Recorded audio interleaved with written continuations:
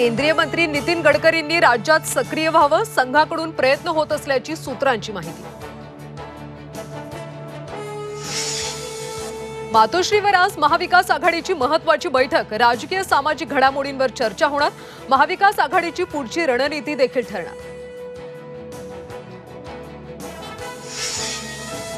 छत्रपती शिवाजी महाराजांचा पुतळा कोसळल्यानं महाविकास आघाडी आक्रमक, मालवण तहसील कार्यालयावर विरोधकांचा सकाळी 11 वाजता धडक मोर्चा।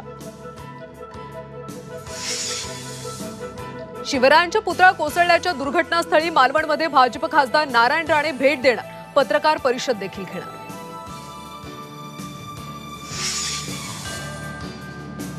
मनसे अध्यक्ष राज ठाकरे आज बदलापूरला जाणार, बदलापूरकरांशी संवाद साधणार।